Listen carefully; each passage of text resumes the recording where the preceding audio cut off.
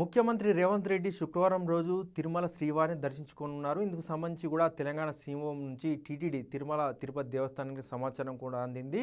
శుక్రవారం ఉదయం తెల్లవారుజామున వీఐపీ బ్రేక్ దర్శనంలో సీఎం రేవంత్ రెడ్డి ఆయన కుటుంబ సభ్యులు కూడా శ్రీవారిని దర్శించుకున్నారు. ఇందుకు సంబంధించి కూడా అక్కడ అధికారులు అయితే ఏర్పాటు చేస్తున్నారు. మరోపక్క మనం చూసుకున్నట్లయితే తిరుపతిలో నిన్న సాయంత్రం అంటే బుధవారం రాత్రి అయితే తొక్కిసలాట జరిగింది. ఈ తొక్కిసలాటలో 4 చనిపోయారు, 40 మంది గాయపడ్డారు. గాయపడ్డవారు ప్రస్తుతం రుయా ఆసుపత్రిలో చికిత్స పొందుతున్నారు. ఈ ఘటనకు సంబంధించి కూడా సీఎం రేవంత్ రెడ్డి ఎక్స్ వేదికగా స్పందించారు.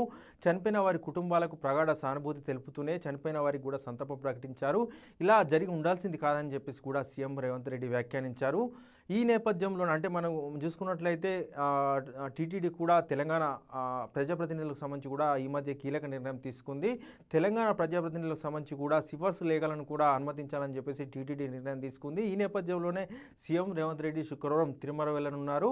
అయితే ఇప్పటికే అంటే సిఫార్సు లేఖలు అనుమతించడం పట్ల CM Revanth Reddy AP CM Chandrababu Naidu కూడా కృతజ్ఞతలు చెప్పారు. అలాగే తెలంగాణకు చెందిన పలు ప్రజాప్రతినిధులు కూడా టీటీడీ కృతజ్ఞతలు చెప్పారు.